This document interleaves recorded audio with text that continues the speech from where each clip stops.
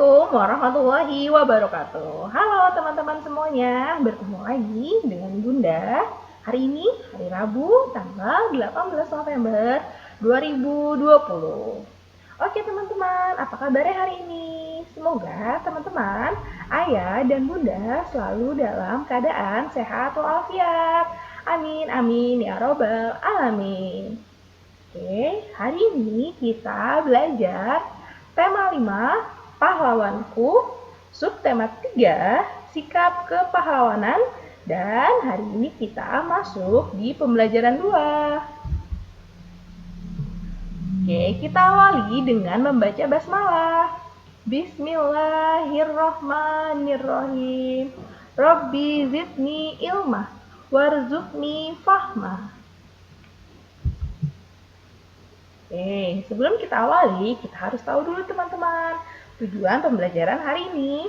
Yang pertama adalah dengan memahami sikap-sikap kepahlawanan yang dimiliki oleh para pahlawan nasional, siswa dapat menentukan sikap kepahlawanan yang sesuai dengan nilai Pancasila di kehidupan sehari-hari dengan baik. Lalu, tujuan yang kedua, dengan menyimak penjelasan guru, siswa dapat mengidentifikasi sudut pada garis sejajar yang dipotong sebuah garis dengan tepat. Dan tujuan terakhir, dengan mengidentifikasi sudut pada garis sejajar yang dipotong sebuah garis, siswa dapat menyimpulkan jenis sudut pada garis sejajar yang dipotong sebuah garis dengan tepat. Lalu, materi pembelajarannya, sikap kepahlawanan yang sesuai dengan nilai Pancasila, memahami dan menentukan sudut pada garis sejajar yang dipotong sebuah garis. Oke, yang pertama kita akan membahas dulu mengenai sikap kepahlawanan yang sesuai dengan nilai Pancasila. Nah, sebelumnya teman-teman sudah membahas tentang pahlawan-pahlawan yang ada di Indonesia. Oke. Bangsa yang besar adalah bangsa yang menghargai dan menghormati jasa para pahlawan. Pahlawan-pahlawan yang sudah gugur dan berjuang demi negara perlu kamu teladani sikapnya teman-teman dan perlu dicontoh. Oke. Nah, untuk meneladani sikap kepahlawanan berarti meniru dan melaksanakan sikap yang ditunjukkan oleh para pahlawan. Nah, untuk menghargai dan mengingat perjuangan dan jasa pahlawan dalam merebut dan mempertahankan kemerdekaan melalui keputusan Presiden atau Kepres nomor 316 tahun 1959 tentang hari-hari besar nasional yang bukan hari libur. Tanggal 10 November ditetapkan sebagai Hari Pahlawan dan diperingati setiap tahun. Tanggal 10 November ditetapkan sebagai Hari Pahlawan yang mengenang pertempuran mengusir tentara sekutu yang ingin kembali menjajah Indonesia pada tanggal 10 November 1945 di Surabaya. Dalam pertempuran besar-besaran yang dilakukan tentara rakyat Indonesia dan anggota masyarakat Indonesia lainnya, di antara ulama dan santri, para pejuang kemerdekaan Indonesia tersebut berhasil mengusir penjajah dan memaksanya untuk melakukan perundingan untuk mengakui kedaulatan Indonesia. Nah, kemarin kita sudah merayakan Hari Pahlawan pada tanggal 10 November. Oke, nah berikut adalah sikap yang sesuai dengan nilai Pancasila. Dari nilai pertama yang berbunyi ketuhanan yang Maha Esa. Sikapnya itu menghormati dan bekerja sama dengan pemeluk agama lain dalam kehidupan sehari-hari. Lalu yang sila pertama, sikapnya membina kerukunan hidup di antara sesama umat beragama. Dan sila kedua yang berbunyi kemanusiaan yang adil dan beradab, sikap yang pertama, mengembangkan sikap saling mencintai sesama manusia, mengembangkan sikap tidak semena-mena terhadap orang lain, dan menjunjung tinggi nilai-nilai kemanusiaan. Lalu pada sila ketiga yang berbunyi Persatuan Indonesia. Sikapnya berani membela kebenaran dan keadilan. Lalu, sanggup dan rela berkorban untuk kepentingan negara dan bangsa apabila diperlukan. Dan mengembangkan rasa cinta kepada tanah air dan bangsa. Dan pada sila keempat yang berbunyi, kerakyatan yang dipimpin oleh hikmat, kebijaksanaan, dan perwakilan. Tidak boleh memaksakan kehendak orang lain. Dan sikap yang kedua, menghormati dan menjunjung tinggi setiap hasil keputusan yang dicapai sebagai hasil musyawarah. Dan pada sila kelima yang berbunyi, keadilan sosial bagi seluruh rakyat Indonesia. Yaitu mengembangkan sikap adil terhadap sesama dan menghormati orang lain. Lalu, suka bekerja keras dan menghargai hasil karya orang lain yang bermanfaat untuk sesama. Oke, selanjutnya kita akan bahas materi yang kedua, yaitu sudut pada garis sejajar yang dipotong sebuah garis, seperti gambar yang di samping ini, teman-teman. Oke. Nah, sudut terbentuk dari dua buah garis yang bertemu atau berpotongan jika terdapat dua buah garis sejajar yang kemudian dilalui oleh sebuah garis lain. Maka akan terbentuk beberapa sudut. Sudut-sudut tersebut dibedakan menjadi dua jenis. Yang pertama, sudut sehadapan. Yang kedua, sudut bertolak belakang. Oke, kita bahas satu-satu. Yang pertama, sudut sehadapan. Ada yang tahu sudut sehadapan itu seperti apa ya? Berarti sudut yang berhadapan-hadapan. Ya, betul seperti itu. Oke, sudut dikatakan sehadapan jika sudut tersebut menghadap ke arah yang sama. Sudut ini akan memiliki besar sudut yang sama pula. Nah, teman-teman perhatikan gambar di samping. Oke, di sini ada gambar garis A, garis B, dan garis C.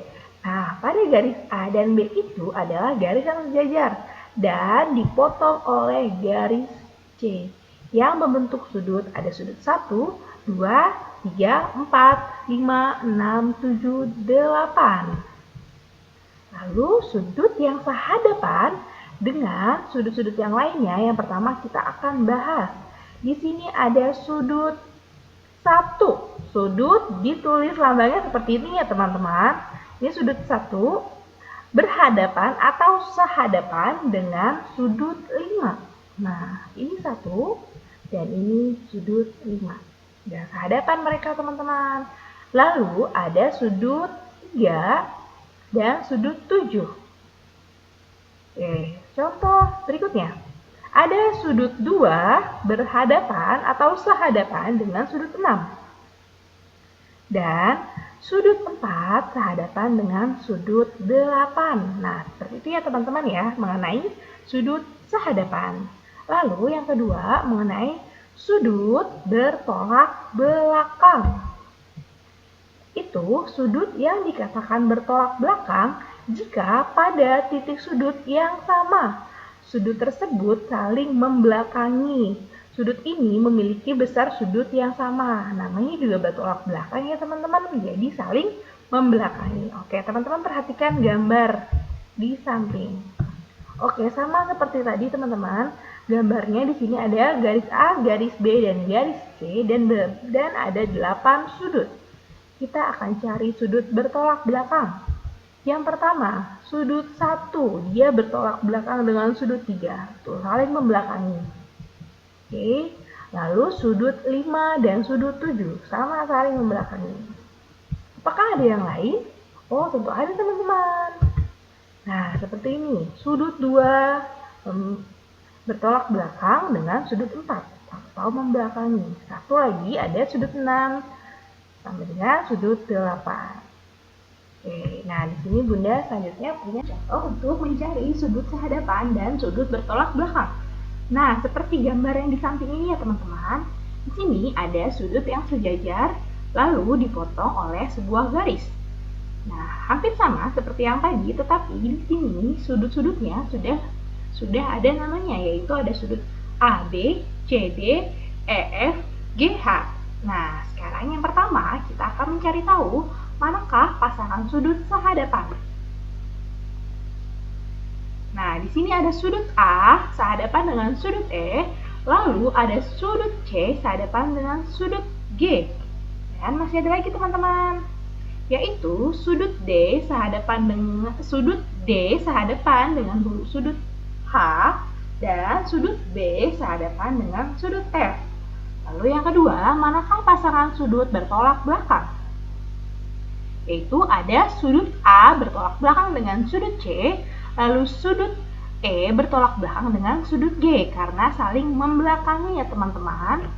Lalu masih ada lagi, dan sudut B bertolak belakang dengan sudut D, dan sudut F bertolak belakang dengan sudut H.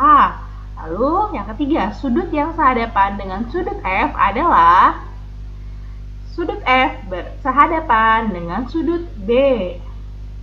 Dan yang keempat, sudut yang bertolak belakang dengan sudut C adalah sudut A. Dan yang kelima, sudut yang memiliki besar sudut yang sama dengan sudut D adalah D sama besar dengan sudut B dan sama besar juga dengan sudut F dan sudut H karena dia sudutnya seperti sudut lancip gitu teman-teman.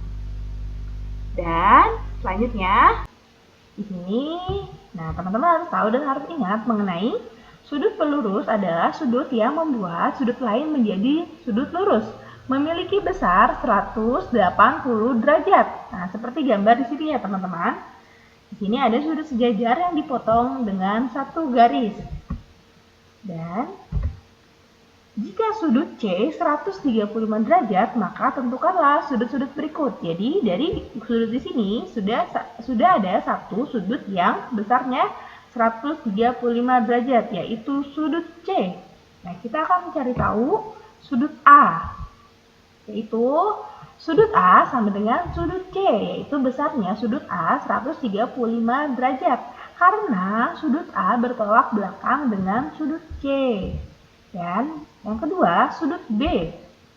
Sudut B, nah di sini kita cari tahu dulu ya teman-teman, sudut B sama dengan 180 derajat karena sudut pelurus dikurang dari sudut C 135 derajat. Jadi sama dengan 180 derajat dikurang 135 derajat sama dengan sudut B 45 derajat karena B pelurus C. Nah, seperti itu maksudnya teman-teman. Lalu yang ketiga, sudut D.